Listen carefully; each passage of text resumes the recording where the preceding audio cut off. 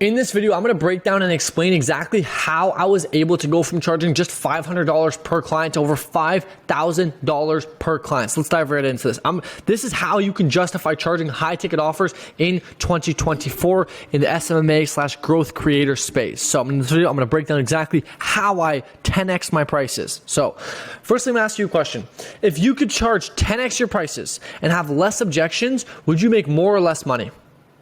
Now, I hope you said more, and if that's the case, let me say this. If you were able to charge upfront fees based on the potential outcome that your services provide, how much more could you charge? If you could charge on the potential outcome, not how much you're worth, or not what the market says, on the potential outcome, on what the potential that you make them is. How much could you charge? Comment it down below. Right now, go comment, how much could you charge if you could charge on the potential outcome of what your services, systems, and talent provide? Comment it down below. I'm curious. Everybody comment down below. How much could you charge? Maybe it's 1,000, maybe it's 10,000, maybe it's 100,000, right? Maybe you make them $1 million. I don't know. Alrighty. Whatever your answer is, we're gonna make sure that you leave this video today being able to charge that much. Okay? Because I'm gonna explain with you exactly the breakdown of how I 10x my prices easily and how you can do the same. So, if you don't know who I am, my name is Stefan. I'm 21, and 1 year ago today, I was a depressed university student, and I was, sad. We'll say. Ready? But after hearing the words SMMA and short form content come to arise, I decided to go all in. I dropped out of uni, I quit my 9 to 5, I put my back against the wall, and decided to go all in on plan A. And within the first month, I made no money. Alrighty, I felt hopeless. I felt there was no way out. All my friends and family laughed at me and called me a failure. But fast forward a few months later, I scaled past 10K per month, and now in 2024, I'm building an entire new growth creator business from 0 to 100K per month, and I'm going to document the entire process on this YouTube channel in hopes to inspire other people and give some value back, because I now live a very, very happy, meaningful, and purpose-driven life, and I'm forever thankful for that. And by the way, I have nothing to sell you. My agency actually makes money. So let's dive right in. There's 3 steps to this. Already 3 steps you need to know. The first one is understand how value works. The second one is become a specialist, and the third one is build your $100 million offer. And we're going to dive into those 3 things so you can do that too. So number 1, value. Okay, value is defined as the perceived worth of something. So if we want to be more valued, we have to increase our perceived worth. Okay, and we become more valuable by solving more problems. And the more problems we solve, the more we can charge. So the question is, how can we actually do this? Well, that's where step number 2 comes into play. Become a specialist. Right? Look at everybody in this world. All the specialists get paid far, far, far more than anybody else, even if they work less. Can't be fair. Right? What the fuck? That can't be fair. But let's take a look. This is just some matrix examples for you. Brain surgeons, on average, right now, I don't know how accurate this data is, but bear with me here. Make on average $573,000 per year. Why? Because they're specialized. Patent attorneys, random attorney, makes over $275,000 per year on average. Why? Because they're specialized in one specific little niche. All right. So you kind of get the point there. And there's a direct correlation between how specialized we are versus how much we get paid. Right? Like one of the biggest things is like when you're more specialized in something, you can charge way more because your specific skill set is more valuable because you know more. Right? And knowledge is in this day and age, the more you know and the better you can implement, the more you can charge, right? Because you can provide more value, solve more problems, etc., etc. Let's look at this example, okay? A book. Just book. Literally imagine there's just a book, okay? Book. Could sell for about $5. But if you had a book that was specifically for coaches, you could probably sell it for like $50, okay? If you had a book that was specifically for fitness coaches, not just all coaches, fitness coaches, you could maybe charge $100, okay? What if you had a book for vegan fitness coaches? We're getting even more specific now, very, very specific, just for vegan fitness coaches, teaching them how to scale their business. You can maybe charge $500 for this already. And imagine if you had a book for 20 to 30-year-old vegan fitness coaches and there was only 10 of them. You can maybe charge $1,500 per book. I think you kind of get the point that the more specific you go, the more specialized that you get, the more you can charge. Because even though the book could be the exact same, the perceived value goes up because it is now more direct and more specialized to this certain thing. I think you're catching on. Let's make it all make sense. Let's wrap it up to make sure you can actually apply this and implement it into your own business to make more money. So in this day and age, you can only get paid good if you are great. Right? You have to become valuable, and to become valuable, right? You become valuable by doing things others cannot do. You don't become valuable by doing what everybody else does, right? If you sold water, that's not valuable. Just saying I run Facebook ads isn't valuable. My dog's here behind me. I don't know if you can see them. they could fucking run Facebook ads. So it's like, my grandma could run, anybody could run Facebook ads. You aren't valuable when you just run Facebook ads because it's not specialized. Anybody can run Facebook ads. But how many people can close at 100%? Or how many people can hire and lead and train a sales team of 10 people and create optimized social funnels? Maybe you don't even know what that means. Specialization. The more specialized you are, the more you can charge, the more problems you can solve, the better you can do, the more value you give. Anyways, etc. Right? And scarcity is a part of that. But the biggest thing with this is you have to specialize in your skill and generalize in the rest. For example, let's say like if you're running Facebook ads, let's use the Facebook ad example, or even video editing. You can become really good at video editing, and then you have to be decent at the rest. So specialize in one skill, generalize in the rest. Because if you don't know the others, you can't make more money because you can't solve a bunch of problems. So the moral of the story is become really good at one, but still understand and grasp the rest of them, because when you couple them together, you can be infinitely more valuable. Right? Like imagine if you just said, oh, I can only do Facebook ads. I can only do Facebook ads. I'm really good, but I can only do Facebook ads. Versus somebody that says, hey, I'm really, really, really good at Facebook ads. I'm the best there is, but I'm also good at building funnels, hiring and training sales teams, creating efficient sales processes, running Google ads, and building social funnels. You see how you're a lot more valuable now because you can do so much more? Okay, you get the point. Let's dive into the third topic, which is step number 3, building your $100 million offer. Now that you know how to be valuable and you're specialized, right? Because you have to be good, right? A lot of people think, oh, they can just make money. No. You have to actually be good to be able to charge big money and make big money. You have to be good. You can't be mediocre. Look at Ronaldo. Why does he get paid so much? It's because he's the best, right? It's simple. People that are good get paid more. It's that easy. Now, not the case for fucking Kim Kardashian. They just lucky, alrighty? No, I shouldn't say lucky, but you get the point. They don't have to work very hard. Anyways, they're just pretty. Alrighty, whatever. Now that you know how to be valuable and you're specialized, it's time to build a $100 million offer. You can use Alex Hormozi's equation and basically his offer building template. You can find it somewhere on the net. But I'm going to show you my way that I build $100 million offers that we literally just did for our new agency. That's going to allow us to charge, I think we're going to charge $9K for 3 months. We're going to start off charging $9K for 3 months. And obviously that's a lot of money, right? $9K for 3 months. That's crazy. And it's a one-time paid in full. Anyways, that's the offer, but we'll talk about how you can actually make that offer, because it's the exact process that we just used to make that offer as well. Alrighty, so here's how to make it.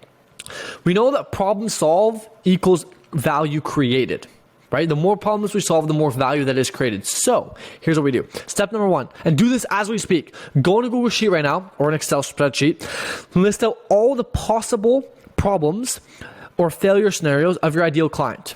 List out every single problem and every single failure scenario. Write out all the problems they have before they work with you. Write out all the problems that they could have during work with you. Let's say you run Facebook ads, but they can't close. Write that down.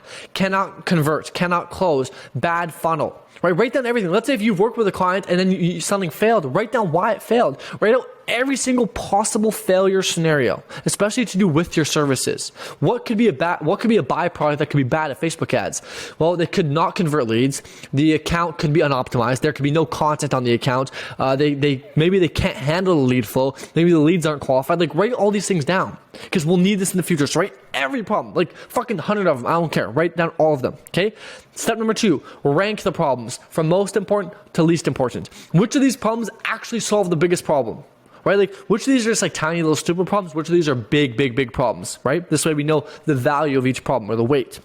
Step number 3 is write solutions for all of them in order. So start writing solutions from top to bottom for every single problem.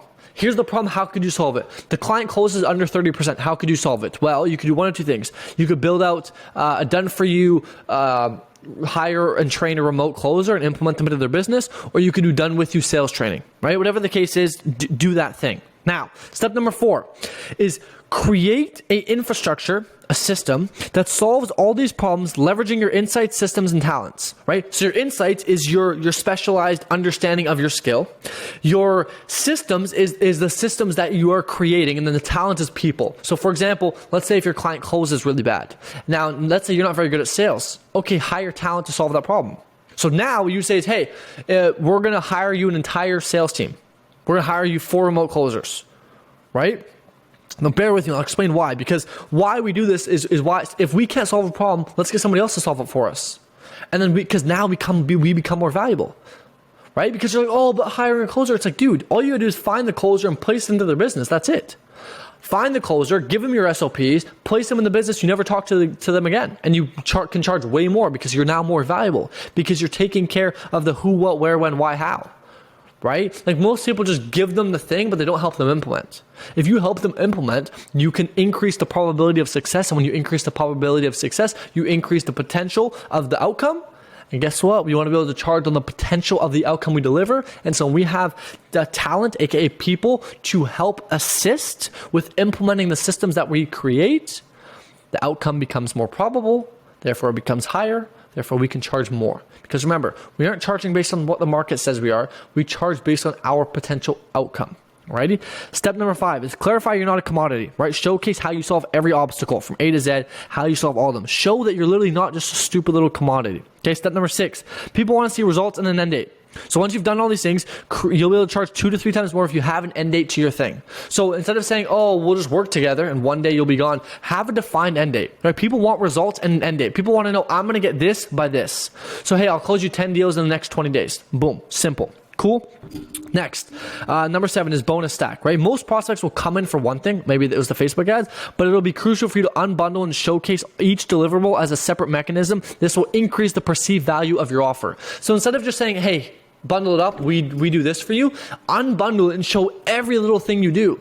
Value stack, value stack, value stack, show everything you do. And then they go, holy fuck, you do all that? It's like, yeah, we do. Perceived value goes up. Remember what happens when perceived value goes up? Price goes up. Okay. And then number 8 is scarcity. Clarify that there's a limited supply, right? There's not just infinite, right? Look up scarcity if you don't understand, but it's very crucial to make a good offer. And then guarantee, right? Provide a guarantee, provide a conditional guarantee. Providing a guarantee is just almost a no-brainer, right? It's like, if you're good at what you do, just guarantee it. Like I hate when people say, I actually not too long ago was like, oh, guarantees suck. It's like, no, they don't. It's just you showing that you're confident in what you do. Simple as that. Okay. And then conditional being that, hey, if you follow all the steps and implement what we say we do, and you follow our playbook, our manual, and you still don't get result, we'll refund you. Okay. Be able to back up your claim. Now, let's go over the last little bit here. Let me ask you this. Which one of these offers sounds better, and which one would you pay more for? Pay me monthly to run your ads. Okay. Hey, I'll run your ads, just pay me monthly. That's it. Versus, I'll build you a cash cow lead gen system that you own for life, where every single $1 you invest, you get $5 out, and you don't have to put in any time per week. Which one would you pay more for? Simple, obviously the right one. And guess what? The potential outcome of the right one is an asset they own for life. Let's say you build out a lead gen system. Okay, let's say whatever, you build out a lead gen system that generates an extra 10K MRR for life. 10K times 12 months is 120K. And then I don't know how long they plan on being in business, but let's say they're just plan on being in business for 5 years. You'd make them a minimum of an extra 600 grand in revenue. Now, if they believe that this is probable, let's just say you only get half of that, right? The probability of success is 50%. Let's say they only made on 300 grand. If they knew for sure they're gonna make an extra 300 grand, and this is the potential of the outcome, do you think, and if you had a good guarantee with this, that people would be okay paying 5, 10, 15, 20 grand for this? You're basically saying, hey, pay me 20 grand and I'll give you 300 grand and then some, because it's an asset they own for life. And this is the power of building infrastructures, right? And infrastructure, how Serge defines it, and I think is really smart, is it's defined as insights, systems, and talent. What insights, what special knowledge do you have? What systems do you have to implement on the thing you want to do? And then what talent do you have to implement with the systems to ensure success? Okay, now let's get back to this. This is how you make a good offer. Right, this is how you make a good offer, but you still need to package it properly, market it, and sell it good. You need to still package it, market it, and sell it in a good way. You can't just show them all the stuff you wrote and be like, oh, please buy. Look, I made this offer. It's like, no. You made the offer. You wrote the deliverables. You wrote out every failure scenario. You defined an end date. You got results, et cetera, et cetera. You still need to package it nicely, right? Like, for example, you could have a Toyota Camry. It could have a V3 turbo engine in it, but if people look and see a Toyota Camry, they won't even lift the hood. And so they'll never know how good it is because you made it look shit on the outside. Packaging is crucial. Learn from all the fucking stores. They package shit so nicely. Look at fucking chip bags and all this like stuff you see nowadays. It looks so good on the outside, terrible on the inside. Packaging is crucial to make them buy. YouTube thumbnails, right? You gotta make it look good so they'll click, even if the content's shit, alrighty? Now, So you got to make sure you do that, right? And for this, to make sure you actually package it good, I recommend watching Alex Hormozi's magic headline formula so you can understand how you should deliver and present this to people, especially if you're running ads. Now, over the last 15 minutes, I've literally just told you how you can fucking 10x your prices just like that, be more leveraged, make more money, and be able to help more people. At the end of the day, business is a game of helping people. And the person who can help the most people and help them achieve that result more often than not will make the most money. All right? Business is just helping people. That's all it is. It's solving problems, helping people, bringing people to where they want to go, bridging the gap. People are here, they want to be here. You help them bridge the gap. Alrighty? And so now, after this 15 minutes here, you are now able to charge on the potential outcome of the system implementation, not based on market value or what you think you're worth or that, oh, your buddy charges 1K. No, you now charge on potential outcome. So if your potential outcome is you make somebody $1 million, and that's true, and you have a guarantee, and they believe that that's true, and the probability of success is high, and it's not 50 years in the future, right? Think about Alex Hormozi's value equation. Dream outcome high, make $1 million. Perceived likelihood of achievement, let's say you've done it 20 times, they think it's going to work. It only take, and dream outcome, make it take as little time as possible. Maybe it takes them 10 days, and time delay, maybe they literally get it within 10 days, right? And then they have to do nothing. You do everything. That's a great offer. Super great offer. Let's say if you made $1 million, dream outcome is high. And then the perceived likelihood of achievement, maybe you only did it for 2 people. Perceived likelihood of achievement is low. Okay? Then we look at the bottom half of the equation, right? It's dream outcome times, actually, I guess I could show that here. Alex Hormozi. Let's look at it real quick, just so I can show you guys, so you can understand this in case you haven't seen this before. So here it is. Most people focus on the top 2, focus on the bottom 2. Everybody can make you 10K. And everybody can show case studies. Nobody can say, hey, we make you 10K in the next 30 seconds, you have to do no thing at all. So when trying to make a good offer, use this, right? And so perceived likelihood of achievement is like case studies and guarantees, etc. Time delay, how long it takes to actually get it. So if you can get it to them 90 days versus other people that don't even say when they get it, they say, oh, we'll just help you run your ads. Like when you say, oh, I'll help you run your ads, I'll run your ads for you, you're not saying anything. It's like, what if you could say, hey, I can guarantee that I'll implement and build you out an asset, a cash flow lead gen system that you own for life, okay, that will make you 100 grand in the next 90 days. And we've already done this for 500 other people. And like I said, it'll take 90 days and you literally have to do nothing. We'll build it out all for you and implement it. How much do you think you could charge on an offer like that? Probably a lot more than you're charging now. And so this is all you need. This is literally the only video you need to watch and be able to charge a lot more. If you have any questions, comment down below or join my Discord community. I don't have anything to sell. It's just if you like, I'm more able to have a conversation and respond to you in my community than in here. Alrighty, but that is how you're able to justify charging way higher ticket in 2024, especially in the SMMA and growth creator space. Hope this was valuable. I hope the 18 minutes you spent here was of some value to you, and I'll catch you guys in the next video. Peace.